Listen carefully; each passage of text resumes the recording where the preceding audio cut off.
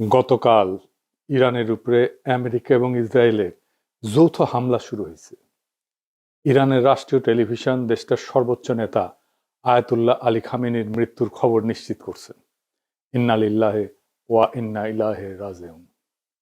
সৃষ্টিকর্তা এই শহীদের মৃত্যু কবুল করুন। এখন এই যুদ্ধের ভবিষ্যৎ কি? কেউ কেউ কইতেছেন ইরানের তো আসলে পাল্টা আঘাত করার মতো তেমন কিছু নাই, কিছু ক্ষেপণাস্ত্র ছাড়া। ক্ষেপণাস্ত্র ব্যয়বহুল, এইটার একটা স্টক আছে, সেটা শেষ হয়ে যেতে পারে দ্রুত। বিমান দিয়ে বোমা মারা অনেক বেশি কস্ট এফেক্টিভ, তাই এই যুদ্ধে ইরান টিকবে না। তার উপরে আমেরিকা আর ইসরায়েল একসাথে আক্রমণ করছে, আর ইরান ওইদিকে কাতার, বাহরাইন, জর্ডান, আরব আমিরাত, সৌদি আরব আর ইসরায়েলেও একসাথে পাল্টা আক্রমণ করছে। ইরান একা অসংখ্য শত্রুদের সাথে একসাথে লড়তেছে। একা এতগুলো রাষ্ট্রের সাথে একই দিনে যুদ্ধ বাধায় দেওয়ার ইতিহাস দুনিয়াতে আর একটা আছে কিনা মিলিটারি বিশেষজ্ঞরা বলতে পারবেন। আমি খুঁজে দেখছি, পাই নাই। এটি একটা অভাবনীয় যুদ্ধ। এমন যুদ্ধ আগে কখনো হয় নাই। ইরান একটা মরণ কামড় দিছে, এমন ভাবে যে আমি তো মরবই, তোমাদের সাথে নিয়ে মরবো, এই স্টাইলে। এই যুদ্ধে ইরানকে পরাজিত হবে, অন্য পরাশক্তিগুলো কি অবস্থান নেবে?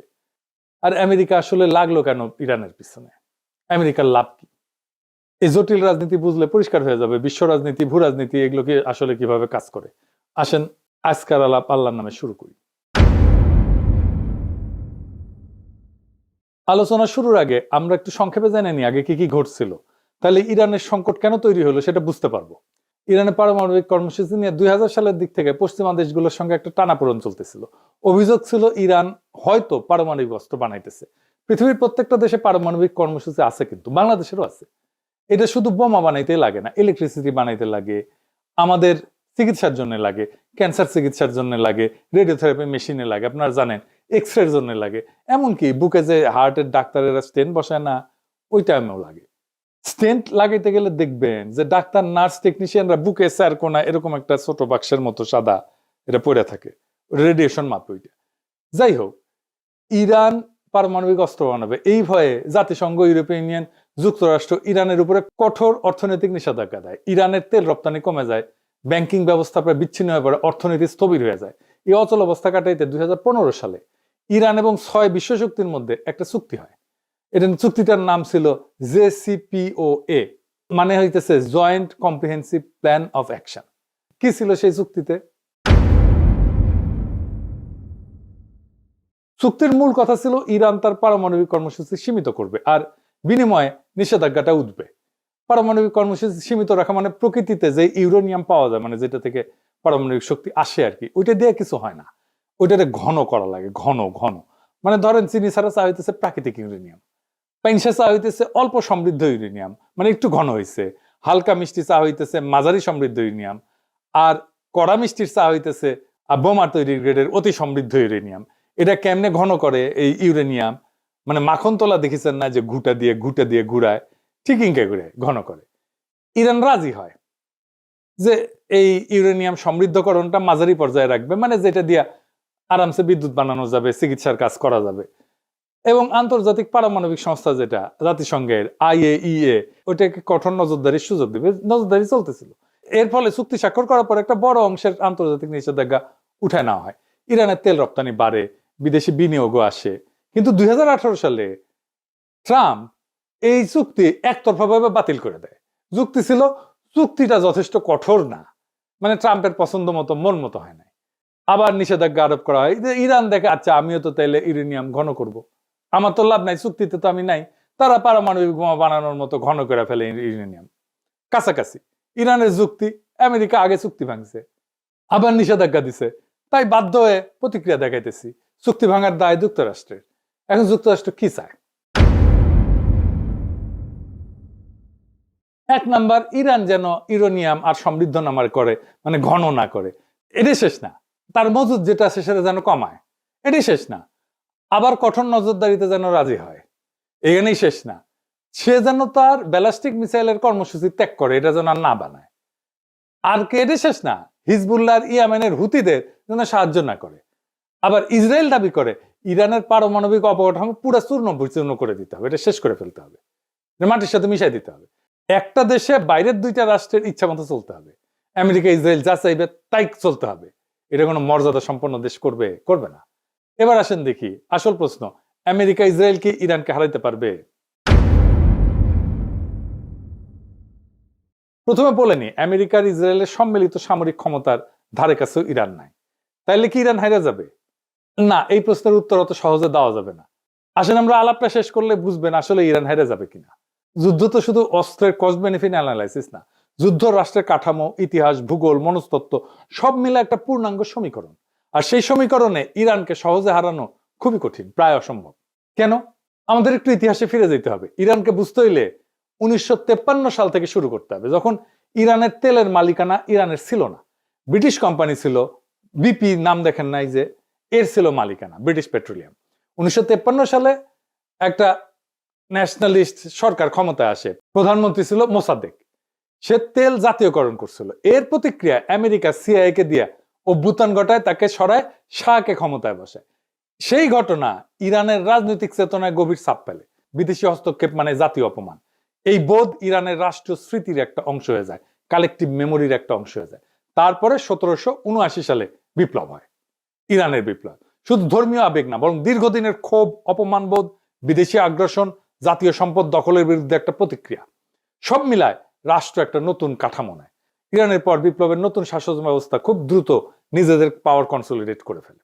সেনাবাহিনীর ভিতরে যে সমস্ত শাহপন্থী উপাদান ছিল সেগুলো ভেঙে দিয়ে তারা নিজেদের অবস্থান মজবুত করে ফেলে। ফলে বহু বছর পরেও সামরিক অভ্যুত্থান ও গণবিক্ষোভ এই সরকার কিন্তু পড়ে যায়নি। এটা কাকতালীয় না, এটা একটা কাঠামোগত ফল। কিছুদিন আগে সারা ইরানে ব্যাপক বিক্ষোভ হয়েছে না? আন্তর্জাতিক শক্তি সাপোর্ট দিচ্ছে, আমেরিকা সাপোর্ট দিচ্ছে, ইরান সরকার বর্বরভাবে রক্তপাত ঘটায় বিক্ষোভ দমন করছে। হাসিনার মতো পড়ে যায় না কিন্তু। যদিও ইরানের সমাজ গভীরভাবে বিভক্ত হয়েছে। ইরানের বর্তমান রেজিম পছন্দ করে না, এবং ইরানিয়ানদের সংখ্যা বাড়ছে অনেক। 1980 সালে ইরাক আক্রমণ করে ইরানকে। প্রথম থেকে ইরান দুর্বল ছিল, এলাকা দখল হয়ে যায়। কিন্তু 1982 সালের মধ্যে ইরান অধিকাংশ দখলকৃত এলাকা পুনরুদ্ধার করে ফেলে। সাদ্দাম হোসেন ভাবছিলেন যে আক্রমণে ইরানের ভিতরে একটা অভ্যুত্থান হবে, বিপ্লবী সরকার পড়ে যাবে। বাস্তব হয়েছে উল্টা। যুদ্ধ রাষ্ট্রকে আরো সংহত করছে। জনগণ, সামরিক বাহিনী সবাই সরকারের পিছনে দাঁড়াইছে। এই যুদ্ধ দীর্ঘায়িত হয়েছিল, বিপুল প্রাণহানি হয়েছিল। খমিনি আপোষহীন ছিলেন। তিনি আমেরিকা সোভিয়েত দুই শক্তিকে গ্রেট শয়তান বলছিলেন।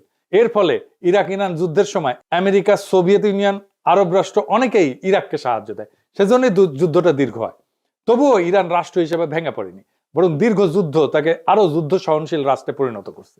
এই আক্রমণ ইরানকে আরো সংহত করবে কিনা সেটা আগামী কয়েকদিনের দুনিয়া দেখবে।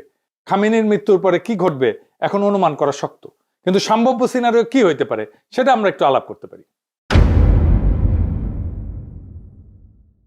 যদি শুধু আকাশ থেকে বোমা মারা হয়, তাতে সামরিক স্থাপনা ক্ষতিগ্রস্ত হইতে পারে, কিন্তু রেজিম চেঞ্জ হয় না, সরকার পতন নিশ্চিত হয় না। ইতিহাসে দেখা গেছে নো ফ্লাই জোন বলেন, দীর্ঘ বোমা বর্ষণ বলেন, এসব চলতে পারে বছরের পর বছর, কিন্তু স্থল আক্রমণ ছাড়া, গ্রাউন্ড ইনভেশন ছাড়া রেজিম চেঞ্জ করা কঠিন।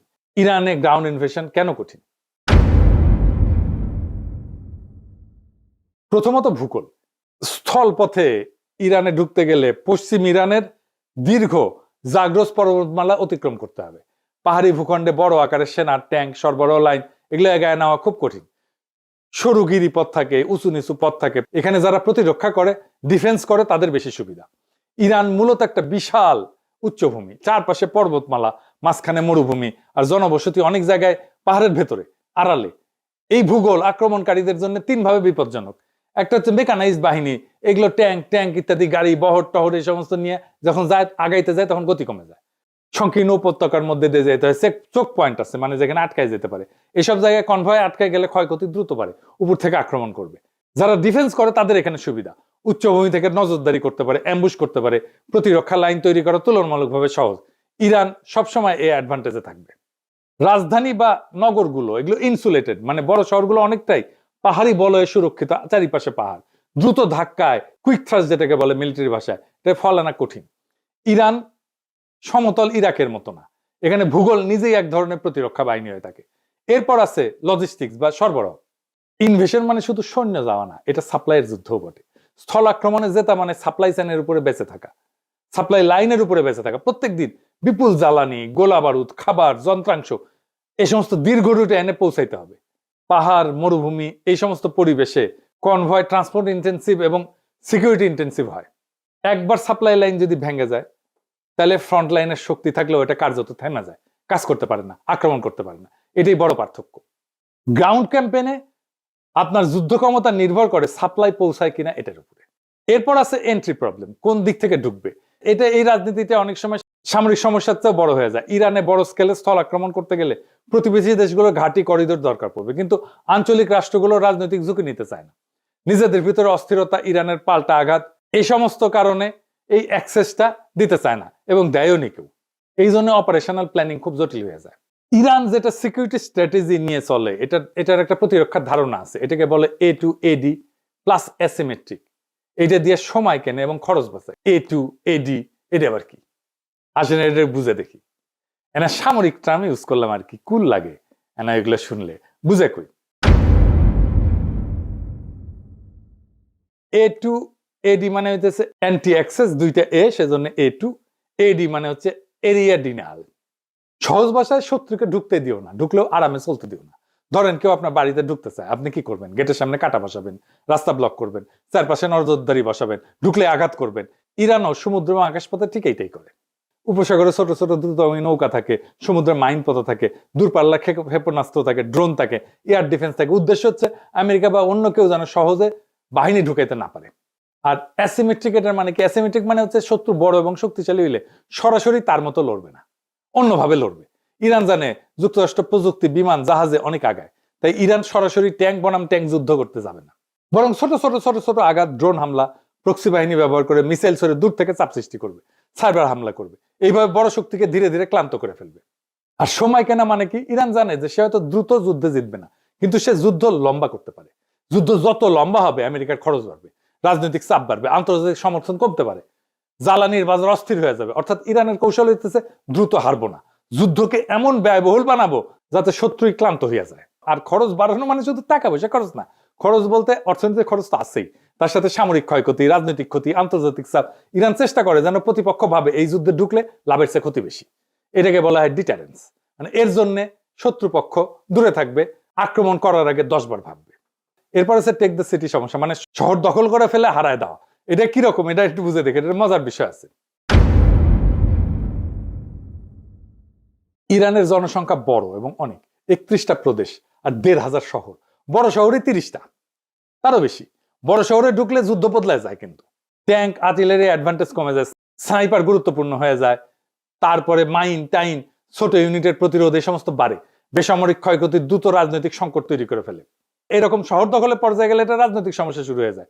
রাশিয়ায় এক স্ট্যালিনগ্রাদ শহরকে কব্জা করতে পারে না হিটলার, লেজ গুটায় পালাইতে হয়েছিল। ইউক্রেনের শহর হইতেছে 450 মতো, রাশিয়া মাত্র 6-7টা দখল করতে পারছে এই 4 বছরে যুদ্ধে। এই জন্য আমেরিকা বড় আকারের যুদ্ধ দীর্ঘদিন চালাতে পারবে না। কেন? এটা আমার কথা না, ওয়াশিংটন পোস্টে আমেরিকান জেনারেলরা বলছে যুক্তরাষ্ট্রের কাছে এখন পর্যাপ্ত গোলা বারুদ, রকেট, ইন্টারসেপ্টার এগুলো নাই, যা বড় আকারে দীর্ঘ সময় যুদ্ধ চালাইতে পারে।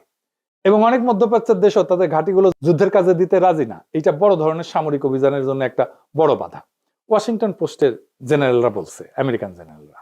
আর 2 নম্বরে দিচ্ছে রাজধানী পতন মানে রাষ্ট্রে পতন না। তেহরান দখল হইলেও সরকার পূর্বাঞ্চলে সরে যায়, যুদ্ধ চালাইতে পারে। ইতিহাসে বহুবার দেখা গেছে রাজধানী হারা রাষ্ট্র লড়াই চালায় গেছে। মস্কোতেই তাই হয়েছে, নেপোলিয়ান গেছে, মস্কো দখল করছে, ওরা চলে গেছে দূরে, পরে আবার ফিরে আসছে। এবং নেপোলিয়ান ওই রাশিয়ার যুদ্ধে হারছিল, কিছুই করেনি, শুধু বসেছিল রাশিয়ান সোলজাররা। যাই হোক, তৃতীয়ত রাজনৈতিক মনস্তত্ত্ব। বাইরে থেকে হামলা হলে সরকার এটাকে বিদেশি আগ্রাসন হিসেবে তুলে ধরতে পারে, জাতীয়তাবাদী ঐক্য তৈরি করতে পারে। যে জনগোষ্ঠী সরকারের সমালোচক তারাও অনেক সময় দেশের প্রশ্নে একসাথে দাঁড়ায় যায়। দেখেন ইরানে বোমা মারতেছে, যে যুদ্ধ শুরু হইতেছে, জন্য ইরানিরা খুশি যে তারা জবাব দিতে পারে।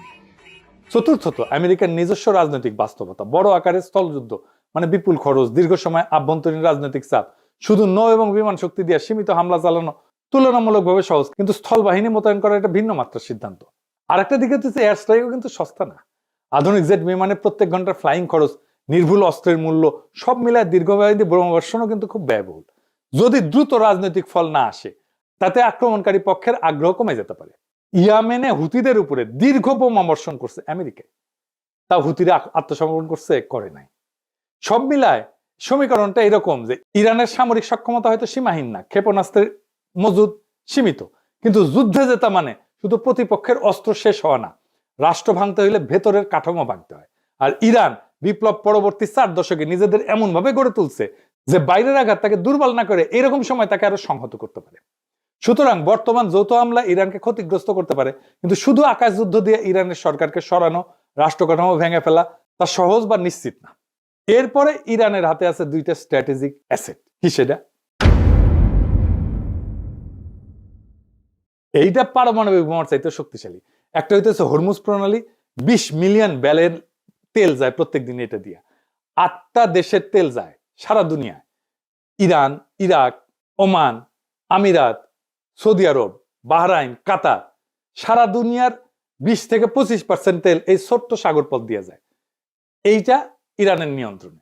সৌদি, কুয়েত আর কাতারের 90% তেল এই রাস্তায় যায়। আর একটা হইতেছে ইয়ামেনের পাশে আর একটা গুরুত্বপূর্ণ প্রণালী আছে, তার নাম হচ্ছে বাব এল মানদেব। এইটা লোহিত সাগর আর গালফ অফ এডেন এই দুইটাকে যুক্ত করে। এর মাধ্যমে জাহাজগুলো সুয়েজ খাল হয়ে ইউরোপ, এশিয়া এই রুটে চলাচল করে। এদিক দিয়ে তেল যায়। এখান দিয়েও প্রত্যেক দিন ধরেন 7 থেকে 10 মিলিয়ন ব্যারেল তেল, পেট্রোলিয়াম পণ্য এদিকে যায়। এইটা প্রায় 10%-এর মতো তেল পরিবহন করে বৈশ্বিক তেলের। এটাও ইরান হুথিদের দিয়ে আংশিক বা পুরোপুরি বন্ধ করে দিতে পারে। এতে কোন কোন দেশ ক্ষতিগ্রস্ত হবে? আমরা তো হবই। আমরা দুধবাদ, ইন্ডিয়া হবে, ইউরোপ হবে, চায়না হবে, ব্যাপকভাবে ক্ষতিগ্রস্ত হবে। সেটা বড় ব্যাপার না, কিন্তু এই কারণেই বলা যায় ইরানকে আঘাত করা সম্ভব, কিন্তু সেটা ইতিহাস, ভূগোল এবং রাষ্ট্র কাঠামো বিচারে তাই অসম্ভব। এখন প্রশ্ন হইতেছে ট্রাম্পের কি লাভ ইরানকে আক্রমণ কইরা? অন্য লাভের মধ্যে আছে আমেরিকাকে ট্রাম্প তো গ্রেট বানাবে, মেক আমেরিকা গ্রেট এগেন। ও গুয়াত নাই সাম রাধাকৃষ্ণের নাম। তো এখন যারা ওর কম্পিটিটর, মানে ধরেন ইউরোপ, তারপরে চায়না, তাদের চাপে ফেলতে পারে। ইউরোপ আর চায়নাকে সে যুদ্ধ বাধা এই দুই শক্তিকে চাপে ফেললো, তেল পাইল না, এক্সট্রা লাভ। তাদের ইকোনমি চাপে পড়বে, ইউরোপ এবং চায়নার ইকোনমি চাপে পড়বে এই যুদ্ধের কারণে, কারণ তাদের জ্বালানি আসবে না। ইউরোপ আর চায়নার ইকোনমি দারুণভাবে ক্ষতিগ্রস্ত হবে। আর ইন্ডিয়া আমার অনুমান সিস্টেম করে আসছে ও মোদির সফরে, আবার হয়তো রাশিয়ান তেল নিবে, এই কনসেশন দিয়ে আসছে। ট্রাম্প তো কিছু না পাইলে কিছু দেয় না। একবার তো নেতা নেওয়ার মনোরঞ্জনের জন্য নাচছিল মোদি, এপস্টেইন ফাইলে আসিছে। এইবার আমার অনুমান আফগানিস্তান আর পাকিস্তানের মধ্যে যুদ্ধটা ওই মোদি লাগাইছে, পাকিস্তানকে সীমান্তে বিজি রাখবে। এখন তালেবান আর ইন্ডিয়া তো জিগরি দোস্ত, পাকিস্তান যেন কোনোভাবে আর এইদিকে নজর দিতে না পারে, সাহায্য করতে না পারে ইরানরে। সে তো আবার ইরানের বন্ধু। আবার ভারতীয় রাষ্ট্রায়ত্ত company India Ports Global Limited, সে ইরানের চাবাহারের শহীদ বেহেশতি টার্মিনাল পরিচালনা করে। ভারত সেখানে ক্রেন, কার্গো হ্যান্ডলিং এই সমস্ত ইকুইপমেন্ট বসাইছে। এখান থেকে কোনো গোয়েন্দা তথ্য নিতে পারে। এই পোর্ট হয়তো তাদের কাজে লাগতে পারে ইসরায়েলের। ইরানের এই পোর্ট ম্যানেজমেন্টের দায়িত্ব তো উচিত হয় নাই দেওয়া ইন্ডিয়ারে, ইরানের। ওরা তো আবার সবার বেশি বুঝে।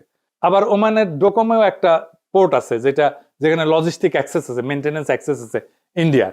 এটা আবার হরমুজ প্রণালীর জাস্ট বাইরে। ফলে পারস্য উপসাগরের উত্তেজনা হইলে বিকল্প অপারেশন পয়েন্ট হিসেবে এটা কাজ করতে পারে। হয়তো ইন্ডিয়া এই পোর্টগুলো থেকে কোনো সাহায্য দিবে ইসরায়েলকে, আমেরিকাকে, হইতে পারে গোয়েন্দা তথ্য বা লজিস্টিক্স। ইরান হয়তো সামরিক দিক থেকে দুর্বল, কিন্তু ইরান কোনো ফাঁকা মরুভূমি রাষ্ট্র না। 1953 সালের অপমান, 1979 সালের বিপ্লব, 8 বছরের যুদ্ধ, এই রাষ্ট্রের ডিএনএতে বেঁচে থাকার রাজনীতি বসে আছে। খামেনি নিহত হয়েছে, তাহলে হয়তো নেতৃত্ব বদলাবে, কিন্তু রাষ্ট্র কি ভেঙে পড়বে? ইতিহাস বলে খুব সহজ না। যদি শুধু আকাশ হামলা হয়, অবকাঠামো ক্ষতিগ্রস্ত হবে, কিন্তু রেজিম চেঞ্জ এটা স্থল আক্রমণ ছাড়া প্রায় অসম্ভব। ইরান হয়তো দুর্বল, কিন্তু কোন ঠাসা রাষ্ট্র সবচেয়ে বিপজ্জনক হয়? এই যুদ্ধের ফল নির্ভর করবে কে বেশি শক্তিশালী তার উপরে না, বরং কে বেশি সময় ধরে টিকতে পারবে তার উপরে। আর বিশ্ব রাজনীতি আজ আবার প্রমাণ করছে ভূ রাজনীতি মানে মানচিত্রের রেখা না। ভূ রাজনীতি মানে শক্তি, স্মৃতি, অর্থনীতি আর প্রতিরোধের সমীকরণ। আসন্ন দিনগুলো নির্ধারণ করবে এটা কি একটা সীমিত সামরিক অভিযান নাকি নতুন এক বৈশ্বিক অস্থিরতার সূচনা। আল্লাহ আমাদেরকে সবাইকে হেফাজত করুন। এই রক্তক্ষয়ী যুদ্ধ বন্ধ হোক। ইনকিলাব জিন্দাবাদ।